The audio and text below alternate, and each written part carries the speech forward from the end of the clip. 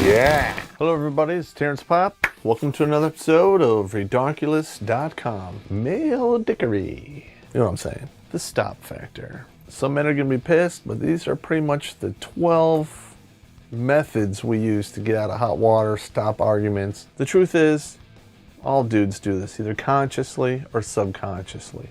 I'm just laying it out there for you, that's all.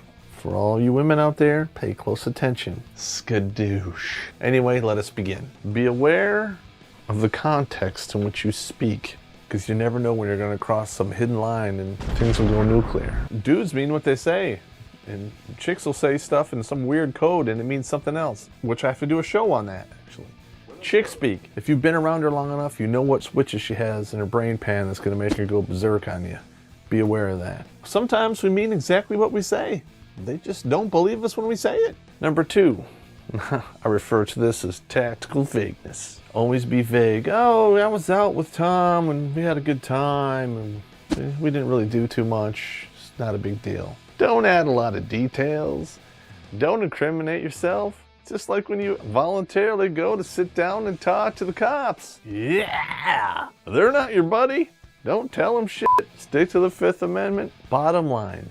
If it's not damaging, you just don't need to know. This leads into the next one. Number 3, strategic unawareness. I had no idea that the booby trap was a titty bar. You know, what am I supposed to do? Not go in? We won't even go into that one, but yeah, that does happen. Diversion. You're having an argument and all of a sudden he's like, hey, you know, there was a car wreck out front. Hey, my mother just texted me. I need to go over there. She's not feeling well. Bait and switch, one for the other. Don't go down that emotional road with her. Go down on her. It's a diversion. Never draw a line unless the I don't care light is on. No more fucks to be given. Because you draw a line, next thing you know, she's getting 500 miles of Peg D run through her, 6 to 8 inches at a time. And that goes all kinds of crazy places. Dudes really hate this when it's done to us.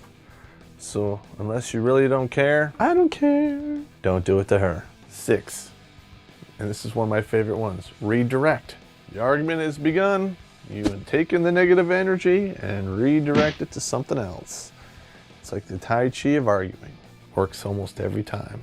If she doesn't know what you're doing, I saw that same behavior. Your sister does the same thing. You don't get all pissed off at her. You know? This is how Houdini would make an elephant disappear in a theater full of people. Ingenious. Is there a such thing as lying by omission? Skadoosh. I would have to say no.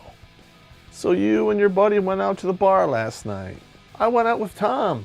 We went to the bar. You don't come home and say, yeah, Tom and I went to the titty bar. No. Admit that one word. Just admit it. You just went to the bar. It wasn't a big deal. We just hung out, had a good time. It was just a bar. With nice boobs. Honesty preceded by a compliment. Yes, honey. Tom and I went to the titty bar last night. But you look so beautiful and this house is great. Soften the blow. I don't know about that one, but skadoosh. Appeal to the children. If you think this is going to go nuclear, it's going to get all out of hand, you can be like, hey, kids are in the house. Let's just do this later. Because women have a way of making a big deal out of small things. And when some time passes between point A and point B, you might do a lot better. Give away the credit, because you can use it later. You know, say, hey, this is a good idea for this deck. The house looks great. You did a great job decorating. You know, wow, this is amazing. You managed the bill so well. Well, I like this car you bought. You mess up, you can always use that credit later on to soften the blow. Women soak up credit and compliments like a tampon. Use this to your advantage. Boom! Now, I have some friends of mine who are Russian. They were born in Russia. When they came over here, when maybe 5 or 6 years old. And they handled it with this technique. They just do nothing. They just let them go off, and they don't really defend themselves. They don't get into arguments. They just stoically go about their business. And sooner or later, it all settles down. Sometimes women just gotta vent and scream and go berserk. You don't have to listen. You just gotta be there. I must say, it's ingenious, but I don't think I would do it myself.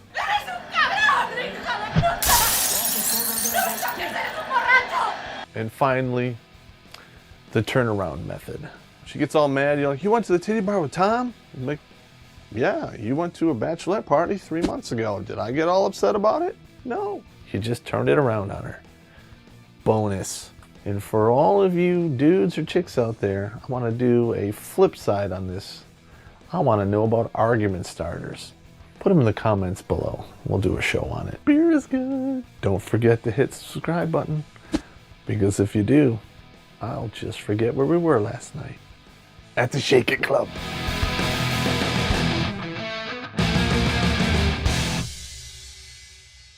Yeah!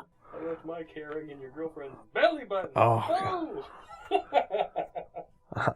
I spent all my give a fuck at your girlfriend. Damn. That's bad. No, I was only married 6.5 years, so I never really fought much with my ex-wife. So. Ironic. That's ironic, yeah.